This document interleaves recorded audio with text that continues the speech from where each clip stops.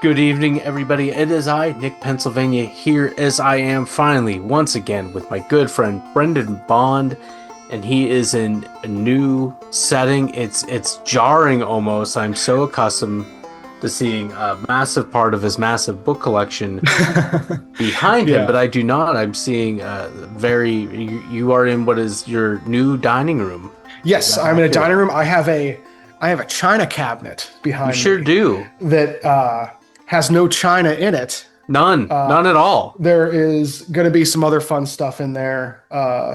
Right now, there are just some rocks, and there is a what turned out to be a martini shaker. But when we got the piece of furniture, we thought it was an urn, so it's going to stay in there. Those are two very different Very different things. things, but when you're suffering from heat exhaustion, they look remarkably similar. Like an urn and a cocktail shaker, they're closer than they're not. You know? Yeah, and in fairness, I don't know who decided to move during like the hottest week Yeah, at that. that was not planned terribly well on our part, but we got through it. I was very lucky that I had a lot of help from a lot of friends and family, and luckily my vocation as a project manager comes in very handy when it comes to the logistical side of packing and planning and moving. So it worked out Well, as well as it could have. and once you're finally feeling a little settled, I'm excited to get up there and check it out because Yeah. I've driven by your place a few Hmm. times, but you were not there. Uh, Yeah. but yeah, this has been very exciting for all of us, but of course, mostly you. And I will say it's good to be back. As I know we were talking, you were saying just trying to get Hmm. back into the groove of a normal routine once Hmm. again. And I was happily surprised by how many people kind of reached out. In I don't think we were gone all that long, but we put out last week. Yeah, just a little bit of a summer sabbatical. So we are back from that, and we are gonna hit hard. I know it's gonna be tough to top the Brendan Bond's Big Cat Bonanza, but I'm really excited for this one because this is just one of those truly perplexing things. It's been going on for some time. There were some very logical, probable explanation. I'm thinking of one in particular, but that's kind of being ruled out by like bonafide experts in a very hard science field. I'm not going to say any more for a little while. Brendan, what do you have? Tell the So, people. so tonight we're going to be talking about something that only came to my attention relatively recently for it seems like how much information is out there on it. We're going to be talking tonight about the Seneca Drums, which again was just such a cool name that I was like, what in the world are the Seneca Drums? The kind of like 10,000 foot view is is we're talking about these mysterious sounds over the Seneca Lake, which is part of the Finger Lakes in upstate New York. Yeah, Um, right there by Ithaca, that whole area where yeah. towns, New York, where towns are named after classical Greek locations. I have actually been Hmm. there. My wife and I have been there. We've been out in Oneida, Hmm. Horseheads, and Ithaca, obviously Syracuse. My dad went to graduate school at Right. Syracuse, so I'm pretty familiar with this area actually. Yeah, it's a really pretty area. One of my best friends is nearby, and I actually had her do a little bit of digging on from a local standpoint up there. It's a weird area in general. We're only going to touch on the Seneca Lake stuff, but kind of like looking at Cornwall and Southwest England. The more you look, the more you're just like, man, there's a bunch of weird stuff in this area. Well, and I'll say just that part of New York, I don't think people Mhm. can, if you've never spent time in New York, Right. the state, I don't think you can truly appreciate just how remote it can be. It's not Hmm. unlike Pennsylvania in that Right. regard because our northern tier and New York southern tier, obviously they're butted up right against each other. But in that Right. area of the Finger Lakes, you go from like really big towns like Hmm. Syracuse and such to really being out very remote. And I think there's a lot of weirdness there. There's also the fact that it's an older part of the country, Hmm. you know. Very, yeah, it's an older part of the country that's been I mean, obviously inhabited by indigenous people for time memorial, but it was early on. There was a lot of European settlers back in the 15 and 1600s. So it's an area that's been written about a lot over the years and has a lot of just kind of like history baked into it. And it is kind of unique from a geologic standpoint because of the Finger Lakes there. So these are glacial lakes that were cut, and some of them are pretty deep. Like they're not quite Lake Superior deep, but they're deep, like hundreds and hundreds of feet. Right. Seneca, principal among them. Yeah, I believe 618. I was right. So yeah, I mean 618 feet is a deep lake.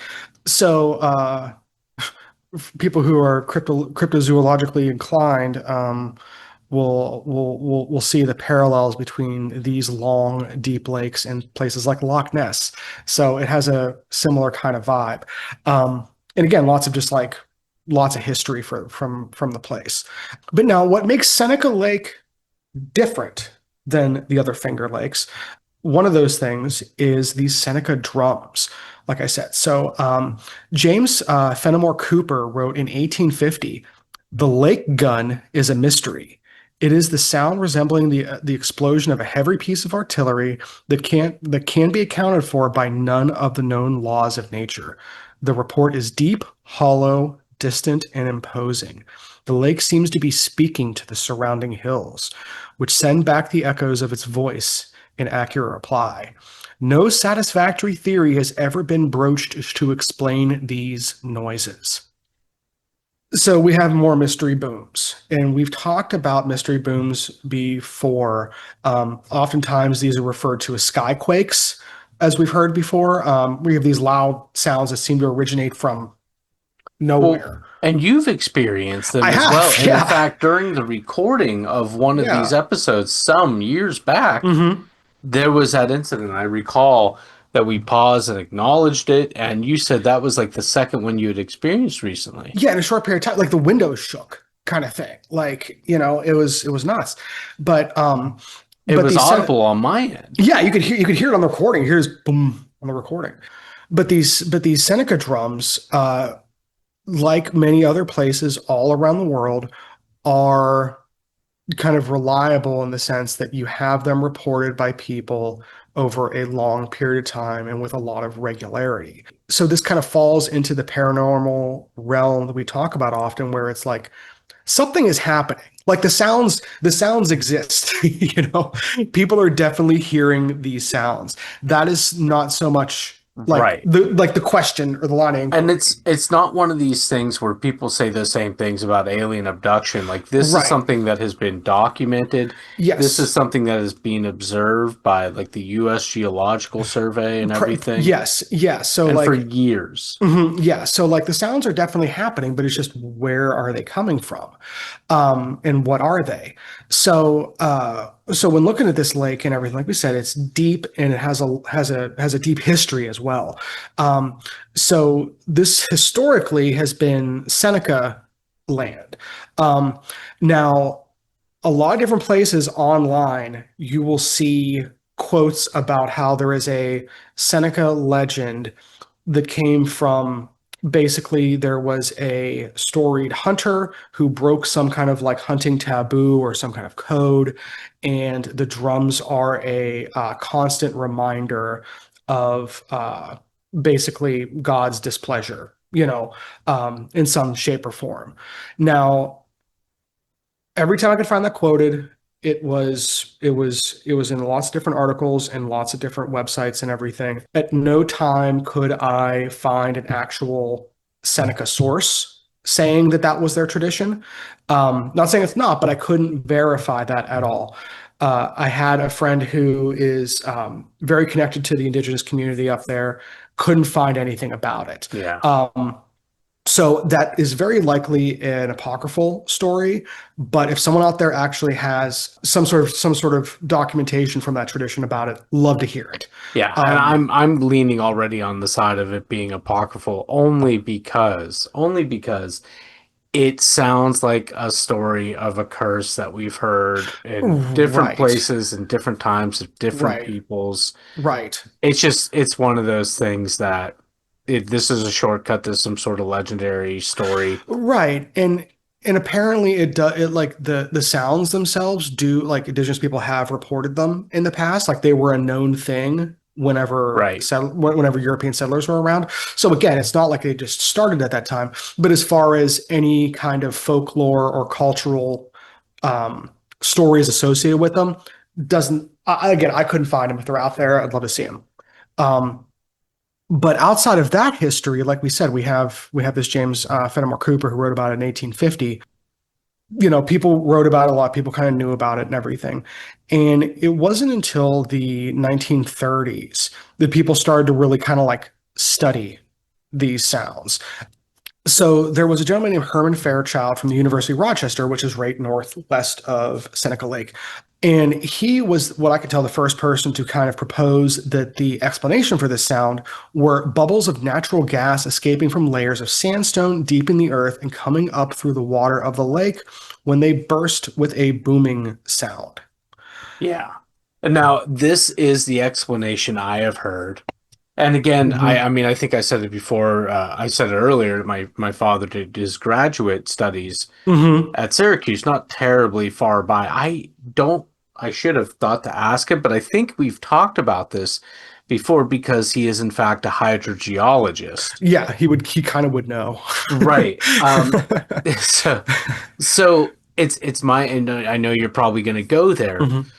It's my understanding that most geologists have since I don't know how widely that hypothesis had been embraced, but I do know it's much more of them, including I think there was an official statement made some years Hmm. ago, basically saying like, it's a mystery because what are the gases that we're talking about? Probably methane, or if Hmm. you're over in Europe, methane, whatever.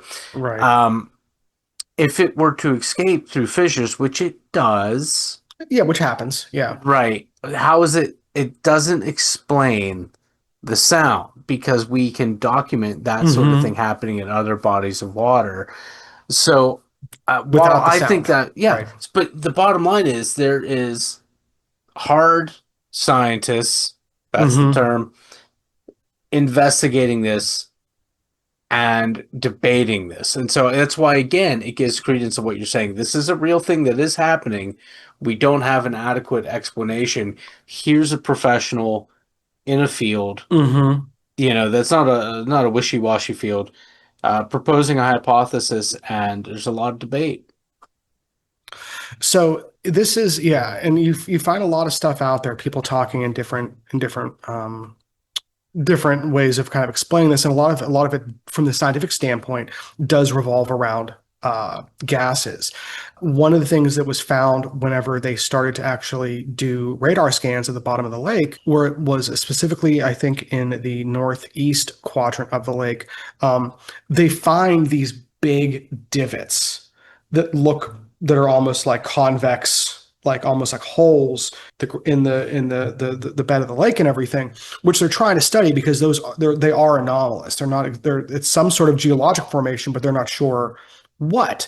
There was a geologist named Carol Sisler who said within the sandstone layers, what they think that is right there. They said gas is seeking an outlet, forcing its way through many layers of this glacial drift on the bottom of the lake. And what she says is ascending through 500 or 600 feet of water, the decreasing pressure would allow the gas to expand to 20 to 40 times its original volume. And by that time, when it reaches the lake surface, it would be a large bubble. The bubble would burst and displace water. Displaced water would recede backwards, basically sending the boom downward. It sounds a lot like when I hear this stuff, a lot of people like to tout with the Bermuda Triangle. People say that those in other areas where there's like mysterious plane disappearances is because planes run into these big methane bursts, Yes, I've heard and that, yeah. and it does give some cause, especially with aircraft, is to Hmm. why certain, especially like altimeters and Why they lose everything, lift. Yeah. right? Um, Lift and why their controls, especially like the altimeter, right. become untrustworthy. So if my thing is with how many people fish, and again, as two fishermen, not necessarily lake fishermen, but fishermen nonetheless, if there were bubbles bursting on the top of the lake loud enough to make audible booms for miles around, every dude out there with a 7 foot John boat would know about it because I agree with that. like it I just don't think for the frequency that these things seem to happen that and for all the observers we would have seen like if that's what it was we would have seen Right. someone would have been like oh we saw a huge I bubble mean, burst over there because how big would a bubble need to be right. to sound like a cannon you Well, and know this one of the things I've thought about with this, especially with, hmm the water going back down, being forced downward, is could there be movement of the rock and the right resonating chambers and hmm everything? Um, it is a big lake, so, but how frequent maybe is this occurring? Let's establish that.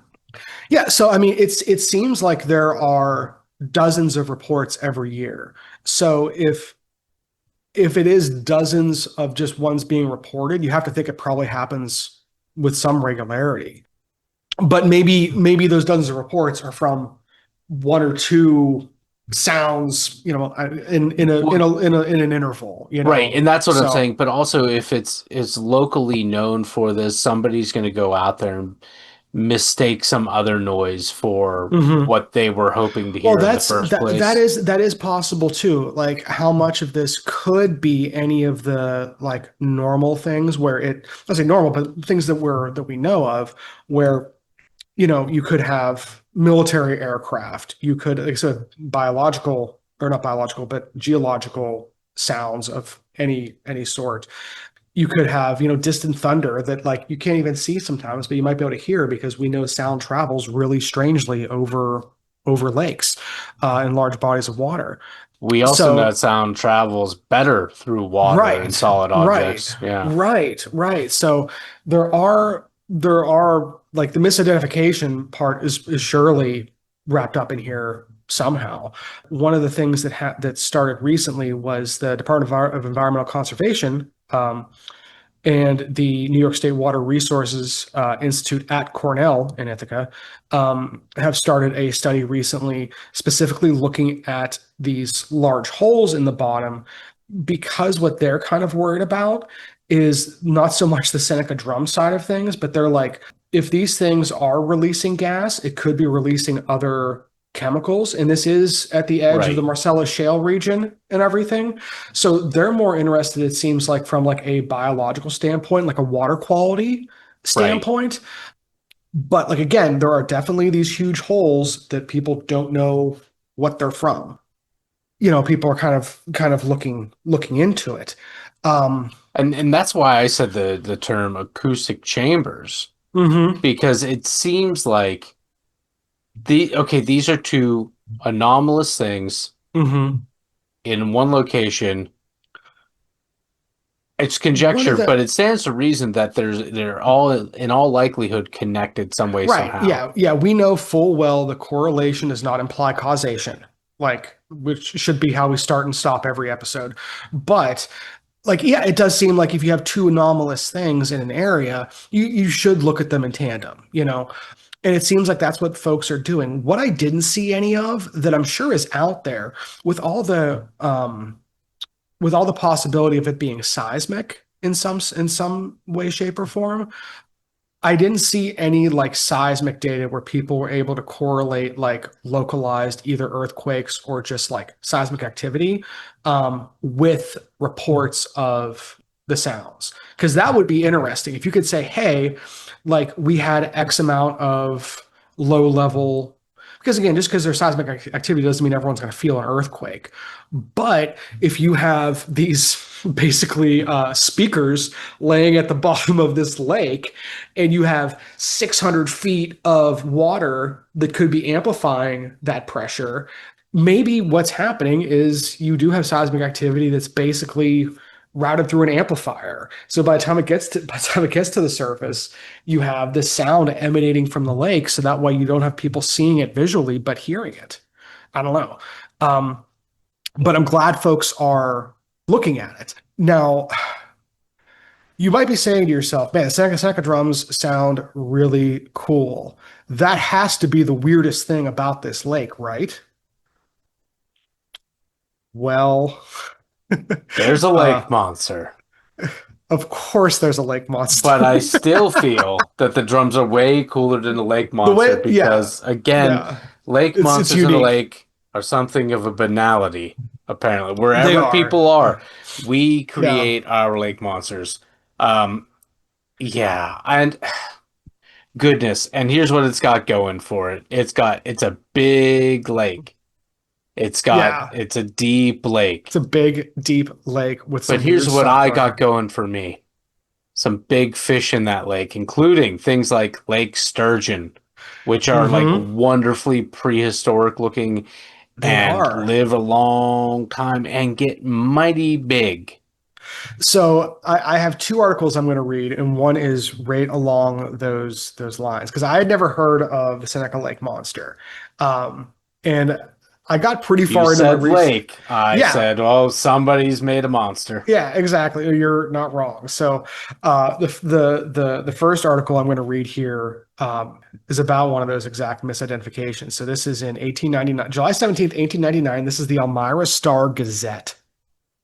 And this is again just like Lake Monster Central. So this is in Geneva, New York. George Sorner, a blacksmith who lives on the shore of Pine Bay, indentation of the west shore of Seneca Lake, 17 miles south of here, set a gill net on Thursday night. On Friday morning, he found a great hole torn in it, as though some amphibious animal had entangled in the mesh and had broken away.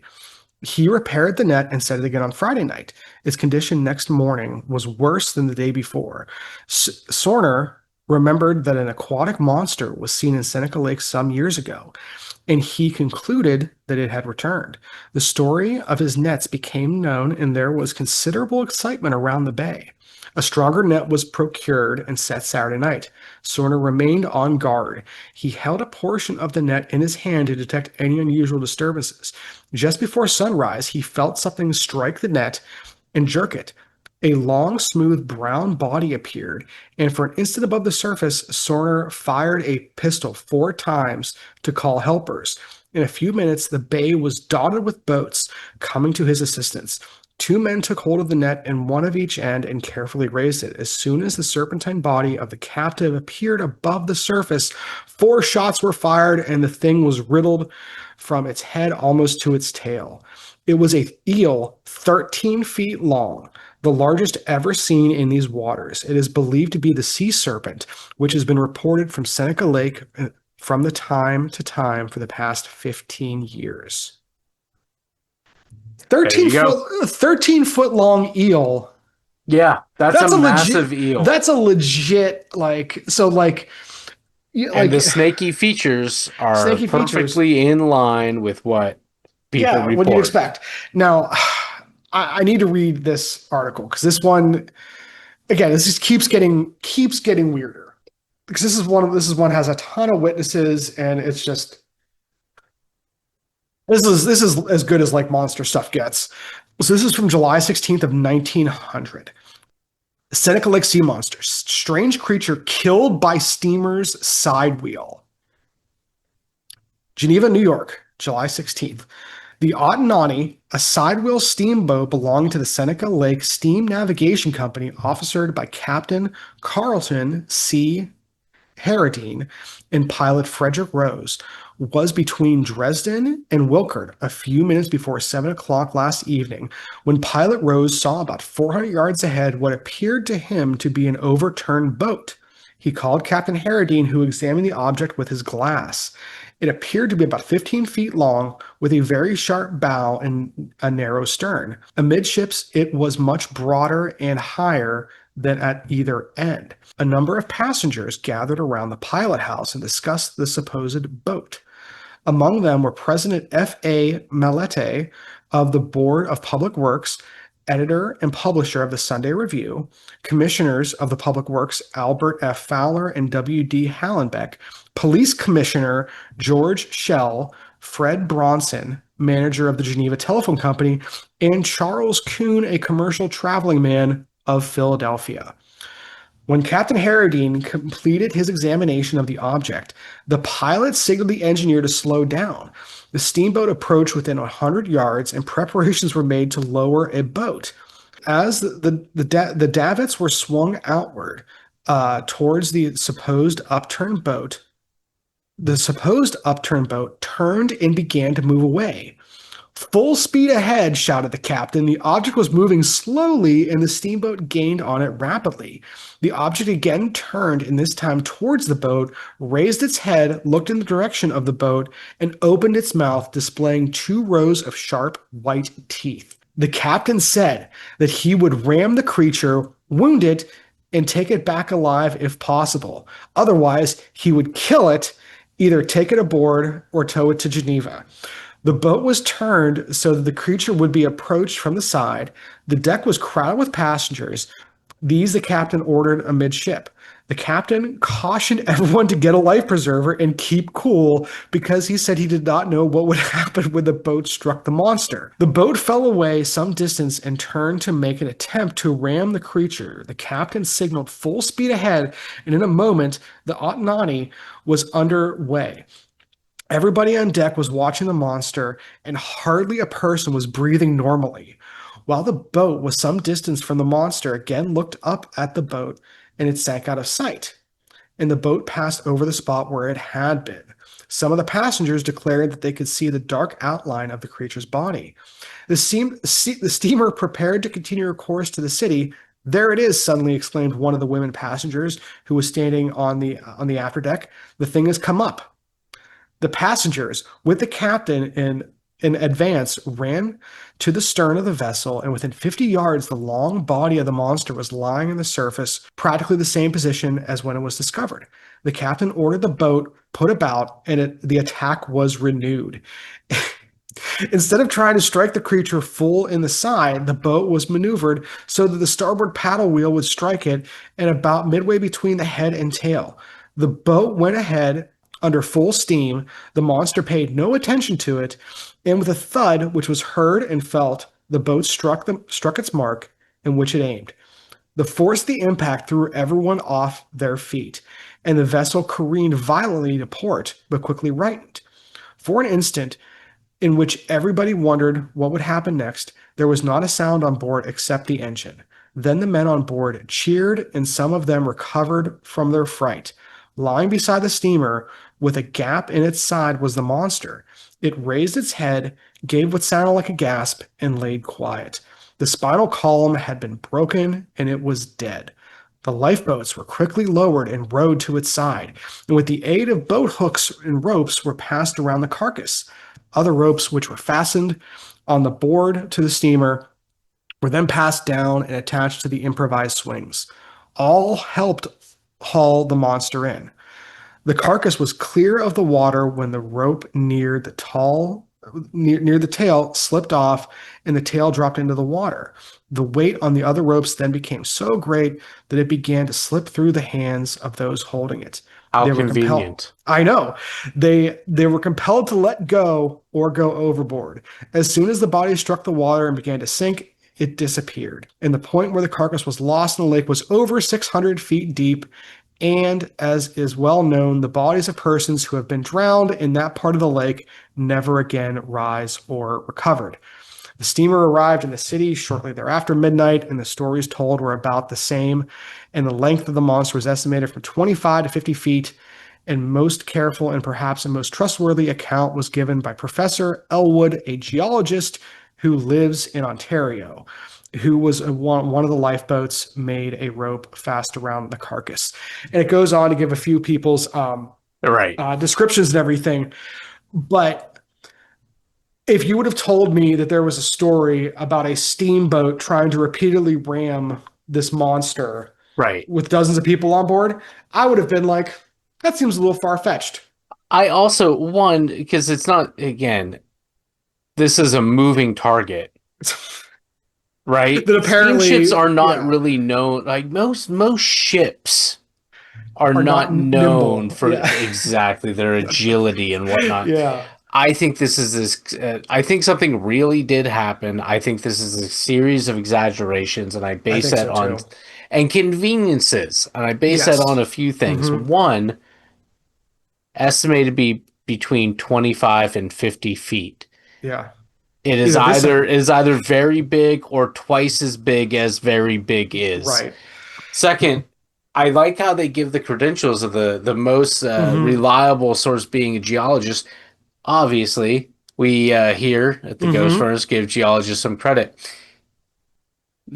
Brendan Bond, as an audio engineer, was Hmm. certain that the planet that the celestial body was Mars and not And Betelgeuse or something. yeah, Like right. that's absurd. Yeah, Like it's just okay, you're qualified in a field and you have, yeah. specific training that doesn't extend to like yeah, the most qualified person Hmm. at Cherry Park that evening was local audio engineer Right. who so It's that's just just a little silly. it's a little silly. It's a little silly, but it's it's like The other thing yeah, it's real a quick fun is like, story. okay, I know could have fallen into the water. I get it. That's legit.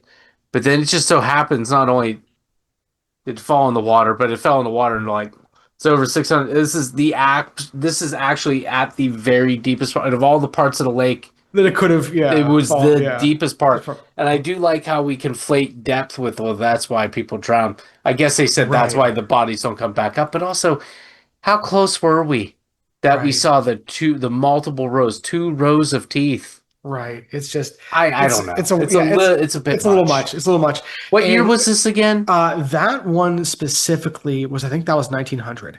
Okay. Yeah, We also 1900. Yeah. You and I have read some newspapers from 1900. Hmm.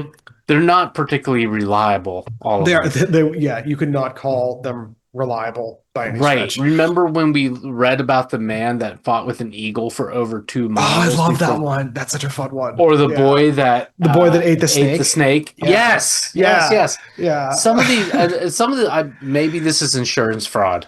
Yeah. Maybe the captain's like, listen, we all had a good time this evening. They We hit a can leave rock and and keep it a good time. We're yeah, going to, everyone. let's all get on board. What happened? Yeah. That's right. And it slipped out of our hands. Everyone get their story straight. We are, you know what? Yeah. I know it's like 11:30, but we are not docking until everybody here makes a promise. So, yeah, we'll send a press release, and once the press release is out, We're we all should be good, good. right? We should be Yeah. good.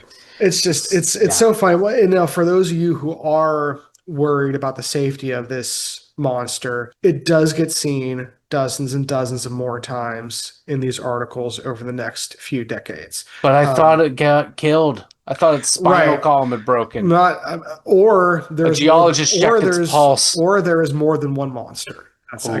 guess that is the other option. And again, with the monster, there is apparently native legends about the origin of the monster. Again, can't find a native source that talks about it, you know. So if it is out there, I'd love to see it. But I couldn't find anything. Yeah, Seneca Lake is a really weird place.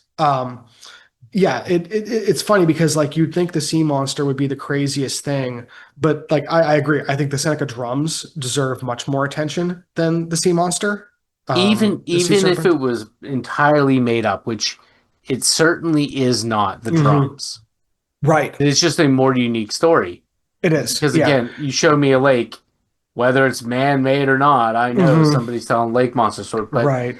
yeah, the drums are just truly bewildering. It is a Hmm. natural phenomenon, Right. and Right. we have no explanation yet. There's some Hmm. good hypotheses that you know, Hmm. seem to be pretty solid and considered, but nothing conclusive. Right. And it's again, this is in the United States of America, in one of the most populated states. I know Hmm. earlier I said it's pretty desolate in some regions, but there's several universities Syracuse, Hmm. Cornell, you mentioned. There's some Yeah. others, University of Rochester. Yeah, there's a lot around. Yeah, there's, it's not, many it of is not which devoid of people inspecting the world exactly. around them, And several of these again are known for, you know, fields of study that would fall that within would the be purview applicable. of what Right, we're exactly. experiencing here. So Hmm. it just that's part of what's so wild to me. And I am Right. curious what the prevailing hypothesis that is debated amongst that set is Right. now. Right. I would love to get to sit down with some geologists and some hydrologists and people like that and see what see what they think, because a lot of the articles that have quotes from those folks are some it seems like it is some level of, you know, it's gas escaping or it's seismic, but don't go any further than that, it seems like. So like it sounds like they have hypotheses, but at the same time we have people, almost 100 years ago saying the same thing. It's like, oh, it's probably seismic. It's like, okay, cool. Well, if it's probably seismic, why can't why can't we determine that? If we have all these holes at the bottom of the lake, and if they are correlated to the Right. sounds, because again, they might not be. It might It's just just be right. coincidence. And I think we Um, underlined that. yeah, right. But if they are related, and again too, like with these Finger Lakes, you have, what is it, five or six of them. Fingers, Brendan. Look at Yeah, your I got hand. five. Yes, I got five. I think still. Yeah, but like, what makes Seneca unique? Because Right. you don't have this same, either the same geology or the same sounds reported at the other lakes. One of the So, things I want to know real quick, mhm, and I'm kind of curious to just based on no good evidence, no good nothing, just intuition. mhm. These holes, do you think they are a byproduct of what is causing the Seneca drums, or do you think that they are part of the necessary apparatus by which to create the sounds of the Seneca drums? Yeah, me as a non-geologist, I think what is happening is you have some sort of chambers beneath the lake. And I think what is happening is that whether they're round or something like that, what ends up happening is you have some sort of a break, because you have, again, a 600-foot deep lake. That's a lot of pressure. When that breaks, when that sphere, imagine the sphere like an egg breaking at the top. Whenever you get that convex shape, there's a reason speakers are shaped like that. It's because they project sound in a very even way. So if you have these things where you have basically suddenly a vacuum that's that far under the water and underground, I'm wondering if, because of some sort of unique geology, like, I kind of wasn't joking when I said earlier that, like, I wonder if these are basically like big speakers at the bottom of the lake that amplify sound in a way that is picked up audibly through these booms, but Right. doesn't necessarily translate to seismic activity or geothermal activity or anything like that. That's my complete amateur hypothesis. Yeah. So, I mean, I'm not so foolish as to say it's as good as any hypothesis out there, but yeah. I mean, again, it stands to reason. We have something that is almost certainly at the convergence of Hmm. acoustic sciences Hmm. and geological sciences. That whenever you have those things that are like on the edges of what we understand, it kind of crosses, like, there's a little bit of a Venn diagram with like what we call the paranormal and kind of like fringe science. And I don't mean fringe science in a bad way. I mean fringe science is in, like, on the edges of what is accepted. Speaking of what is accepted, um, count your fingers again. I said five. Apparently, the Finger Lakes are 11. Oh wow, I was way off. Which Okay. is, yeah, Yeah. I was way off. For some reason, I'm like, well, we got five, and this is a byproduct of my being an idiot as a child. I I used to think that the Great Lakes and the Yeah. Finger Lakes were interchangeable terms. Oh, well, Because I'm a dum-dum. yeah.